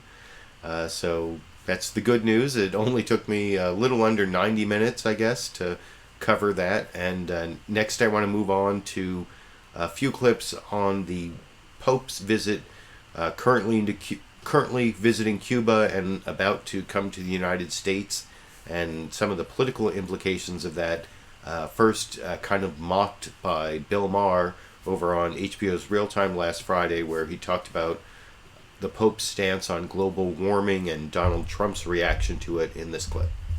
Also at this rally, someone asked Donald Trump if he was going to meet the Pope when he comes here next week. And Trump goes, well, the Pope believes in global warming.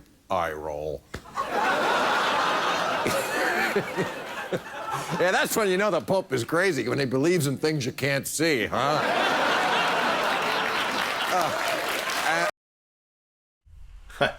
That was a pretty good joke, I guess. You know, the Pope's crazy when he believes things that you can't see. I don't know. I like that joke, but you can let me know if you thought it was funny down in the comment section.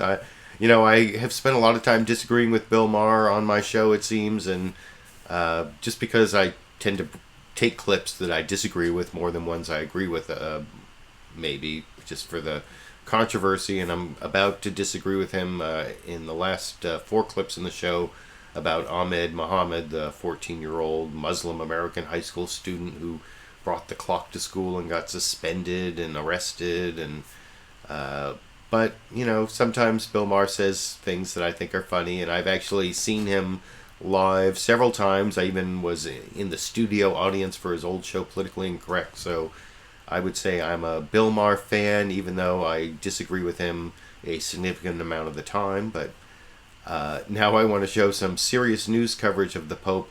First, a 90-second clip from Fox News Sunday, followed by a 3-minute clip from ABC's This Week with George Stephanopoulos. I think the second clip may be twice as long as the first because it's much more balanced. It has both sort of a right-wing and left-wing perspective because, you know, the Pope still has all these right-wing Catholic beliefs about marriage and about abortion, but he also has these left-wing beliefs that he's been emphasizing on climate change and capitalism being, you know, bad for the poor. And I think that in the Fox News Sunday report from Steve Harrigan, they definitely skew the entire visit from a right-wing perspective, while over on ABC's This Week with George Stephanopoulos, it's a little bit more balanced in the report from Terry Moran. But first, here's the Steve Harrigan report in this clip.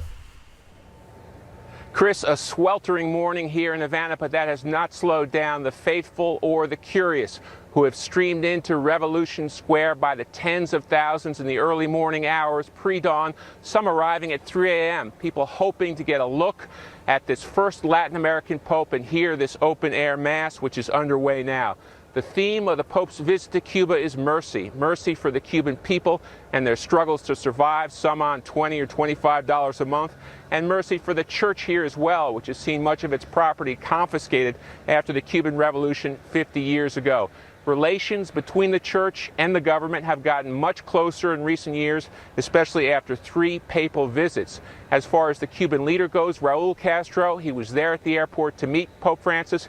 He's had warm words of praise in the past for some of the Pope's criticisms of the excesses of capitalism. He also took time to thank the Pope for playing a key role in reestablishing relations between the U.S. and Cuba. The 50-year standoff, he said, the Cold War logjam was broken by this Pope, and we've seen the 2 countries establish embassies just this summer. It's going to be a busy 3 days for this Pope here on this island of 11 million people. He's going to give 3 open-air masses before heading to Washington on Tuesday. It's likely at some point he's going to meet with the ailing 89-year-old Fidel Castro, but one group he's not going to meet with, dissidents. There are no public meetings scheduled between the Pope and anyone who opposes the Castro regime. Chris, back to you.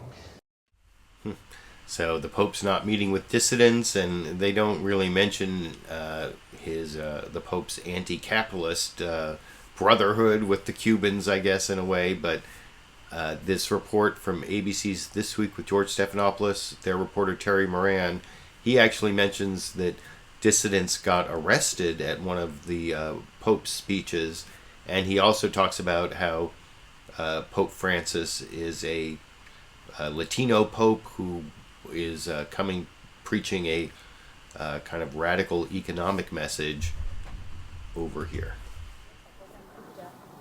Good morning, George. A steamy morning here in Havana, but really a beautiful scene here. The Pope has just finished his homily to this throng of Cubans on the subject of service to the poor. And here are thousands upon thousands of Cubans who've turned out here in the face of decades. They've kept their faith in the face of decades of official discouragement and oppression of their religion. But really, and we've just seen here, just 3 dissidents have been arrested while they had tried to approach the Pope and hand him leaflets. Really, this is not a political moment, though. They are here to hear this Argentine Pope, their fellow Latin American, with his radical advocacy for the poor and the disenfranchised, preach a very different kind of revolution. This historic trip began with a flourish, a salute, and a gust of wind that lifted Pope Francis's white suqueta into the air. So bareheaded, he met Cuban President Raul Castro, 2 veteran Latin American leaders with much to discuss, like the diplomatic breakthrough Francis helped broker between Cuba and the U.S. last year. President Obama making clear when he announced the deal in December how crucial the Pope's role was. In particular, I want to thank His Holiness Pope Francis, whose moral example shows us the importance of pursuing the world as it should be, rather than simply settling for the world as it is. So one of Francis's goals on this trip to both Cuba and the U.S. strengthened that deal. The Florida Straits is to this papacy what the Berlin Wall was to the papacy of John Paul II. So a wall of mistrust, of suspicion, of hostility. He wants that wall to come down. On board the papal plane, Francis joined us briefly and spoke of his hopes for peace, urging the media to be a force for good. Build bridges, he told us. Make a big bridge for peace. Already, the U.S. Embassy here is open for business, and the White House this week lifted more travel and commercial restrictions. Cubans are hoping Francis's trip can help spur change here. Tens of thousands turned out along the roads for him. While in the United States, Americans are getting ready. Pope Francis will make stops at the White House in Congress, New York City, and the World Conference on Families in Philadelphia. He's already reaching out with a rare English language message. I will be there because you will be there. See you in Philadelphia. The Pope is said to be studying and practicing his English, but really, even just spending a few minutes with him on the plane, you get the sense this is a man who's a gifted communicator in many ways. His words, his gestures, and especially the whole challenge that his papacy represents to the powers that be here in Cuba and in the United States as well. Right to George? The White House and the So that's the last clip I want to show you about the Pope's visit to Cuba and his upcoming visit to the United States, although that should be big in the news coming up even this week. He's addressing the Congress, and it should split people in the Republican Party. There's even like one Republican who isn't going to go to the Pope's speech because of his radical leftist views, apparently, but I'm not going to spend any more time covering it. I'm going to move on to the last 4 clips I've been saving on this 14-year-old Ahmed Mohamed, who was arrested for bringing a clock to a school in Irving, Texas, and it was not covered on any of the Sunday morning news shows. It was a big social media story. I thought it might actually get covered somewhere on one of the 5 corporate news programs, but I saw it covered during the week, obviously. On Fox News, they were actually attacking the student, and one of the ways they did it is very similar to what I'm about to show from Bill Maher, where they show a picture of this clock and say, "Looks like a bomb to me," and you know what I say to that is, well, if it looks like a bomb to you, where are the explosives?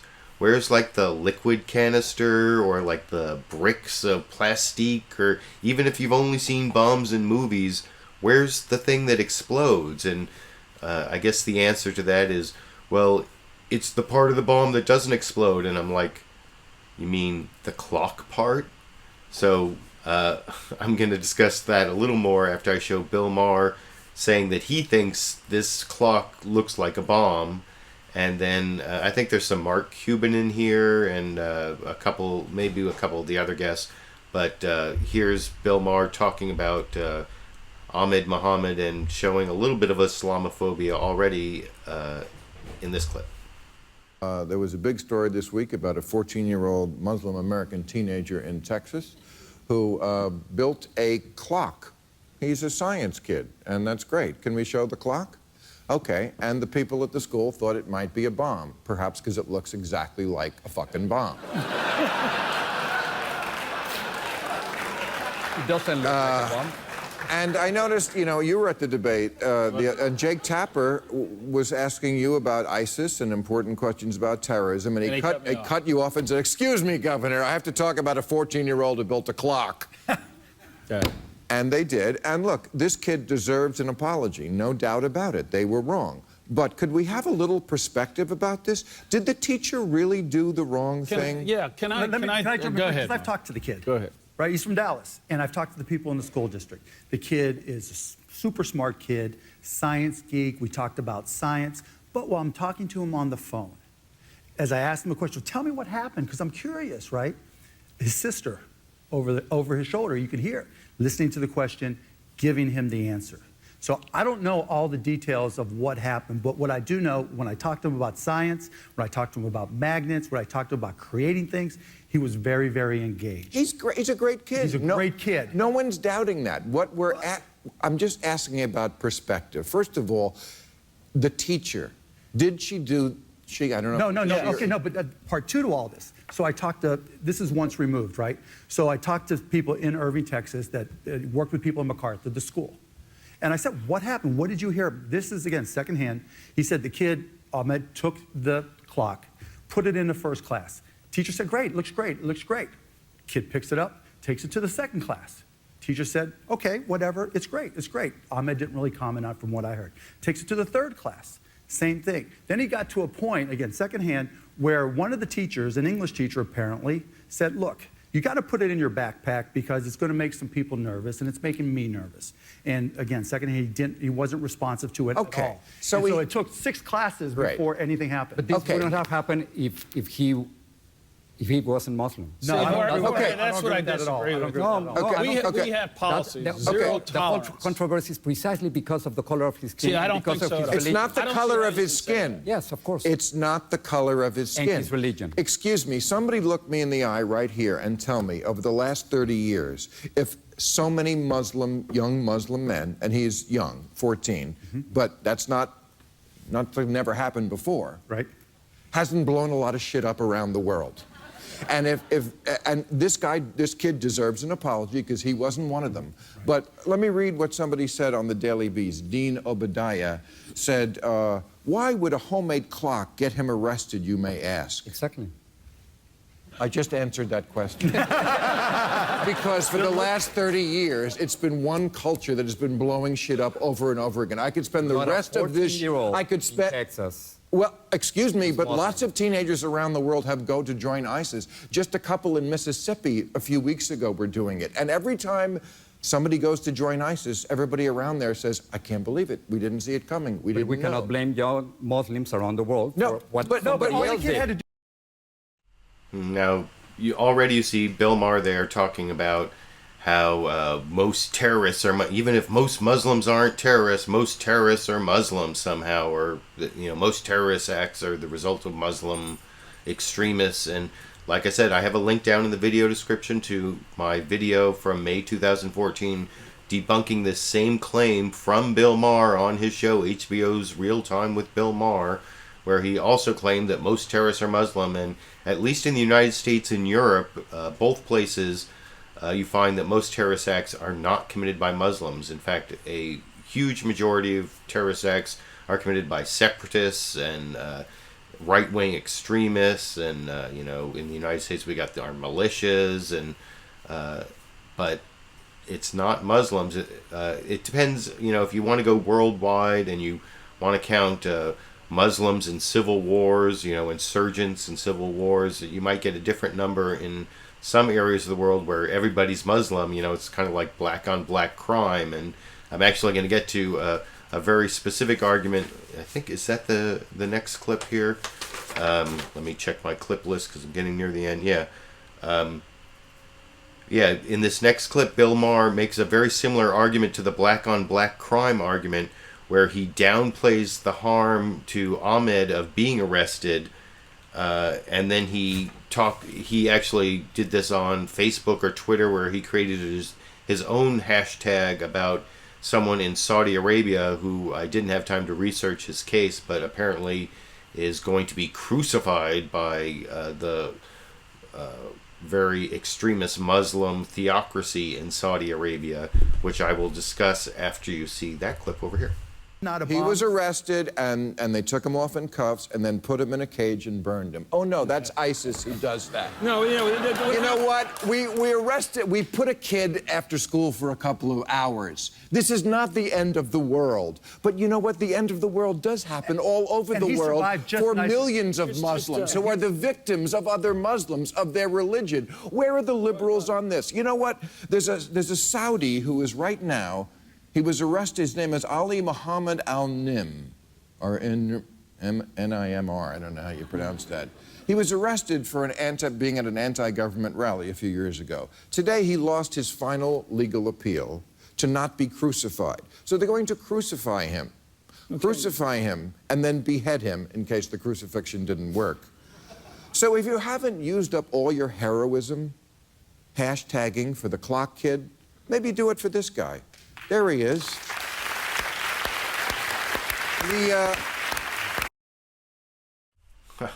Like a hashtag is going to help someone who is a victim in Saudi Arabia. That's kind of like the social media campaign against Boko Haram, which was totally unsuccessful.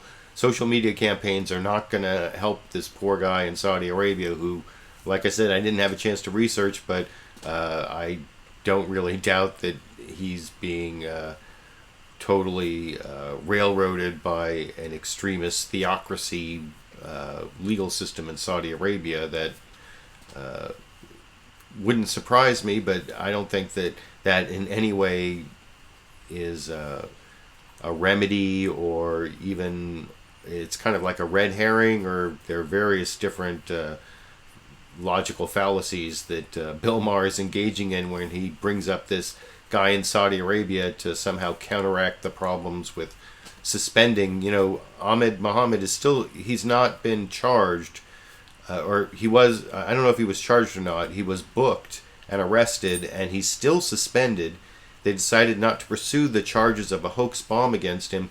But what do you think would have happened if there hadn't been the social media campaign?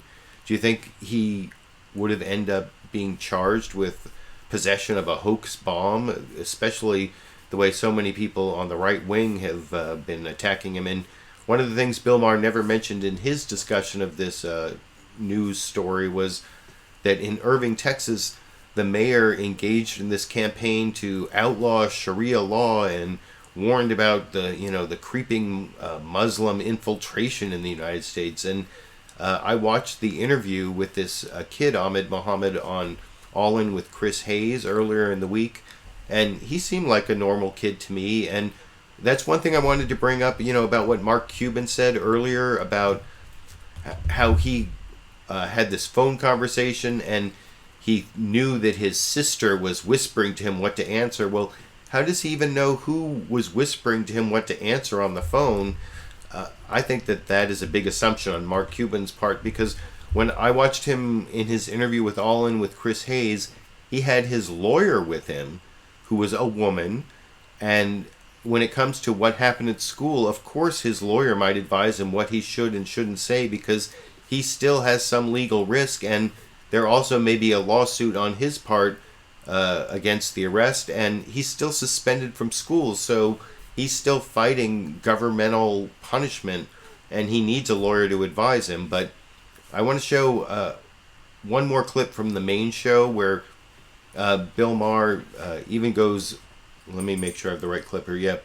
He goes even more overboard on the Islamophobia, where he actually proposes that someone should sit down all the Muslim kids and explain to them that their religion is responsible for a lot of bad things, so they should be careful about the suspicious things they do. I'm not making that up. That's over in this clip. But I would love it if one of the adults who has talked to him would also say to him, you know what happened to you was wrong. But maybe one of the reasons why it happened to you is because in our religion, we were responsible for 9/11, the Madrid bombings, the London bombings, the Bali discotheque bombings, the Kenya mall bombing. And he's not responsible for that. He's not. Exactly. Of course not. We're not saying he... Okay, we've had this discussion long enough. That's...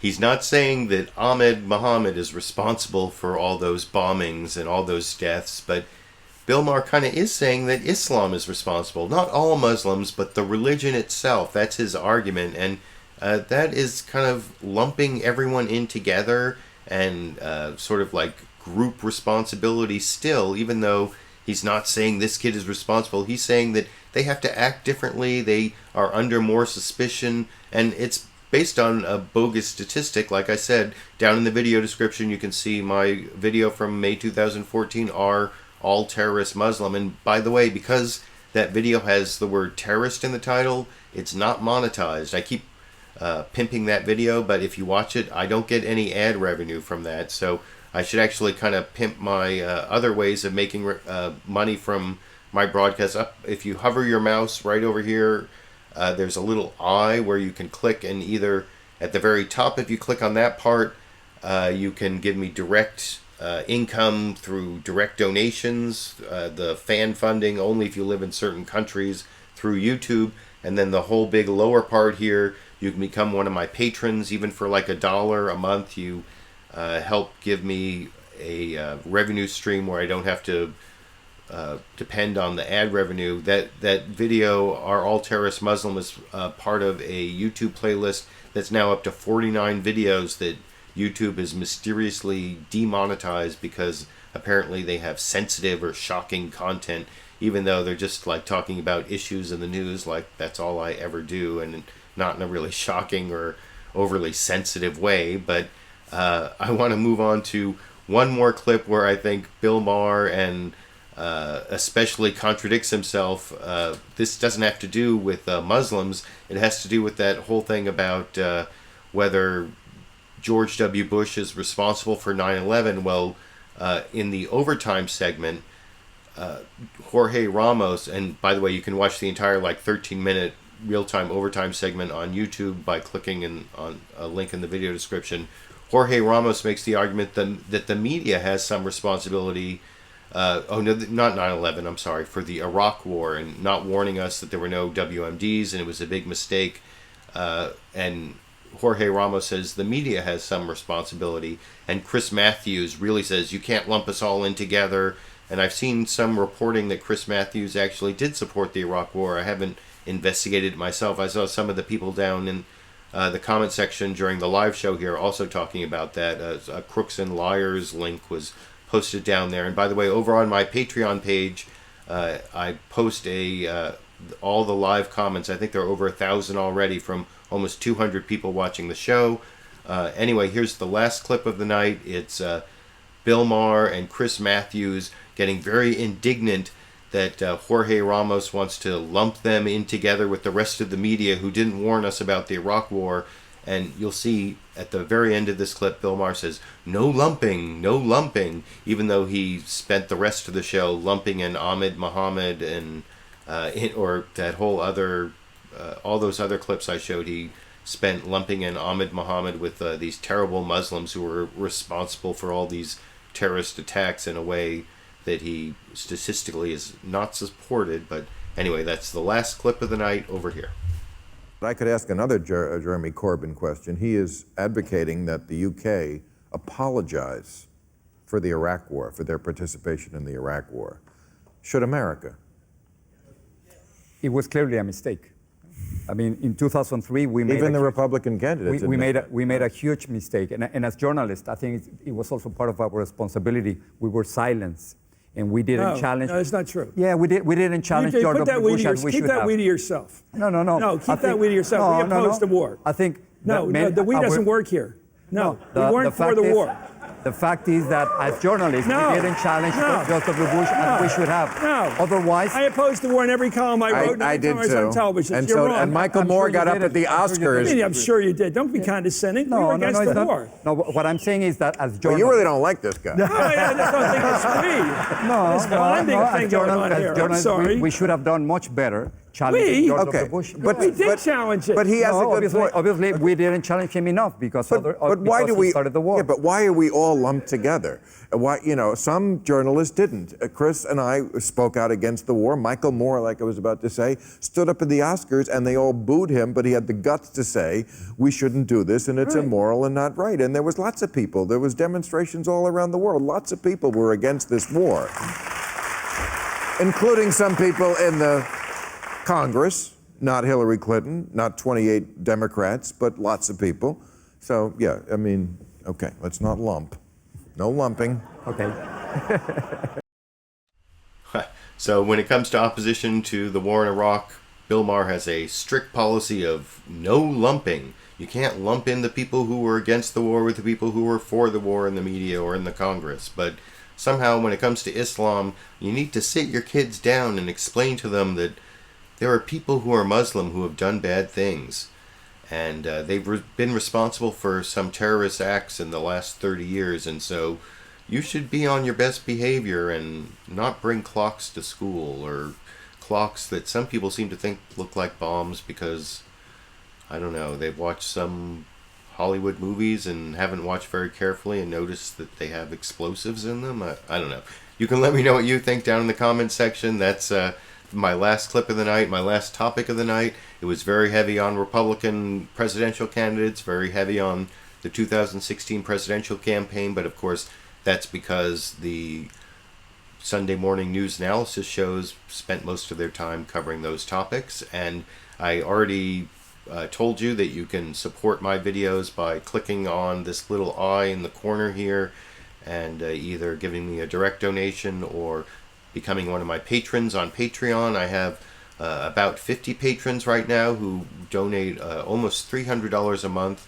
I'd like to get that up to $400 a month if I could, so that would be like $100 per show. It takes me about 10 or 11 hours, including the broadcast time, to make and produce and broadcast the show every Sunday. So if I could get like $100 through the Patreon patrons, then that would get me somewhere close to minimum wage without having to worry about ad revenue. At the current rate, I'm only putting in ads every 30 minutes. That still gets me some revenue by the ads and then some revenue from the patrons. I appreciate all of you who just watch, share, comment on the videos. I appreciate, of course, my patrons and the anonymous people who make those direct donations through YouTube fan funding. And I hope you appreciate all of the clips I picked out for you. Hopefully I'll be able to create some edited, produced video for you during the week.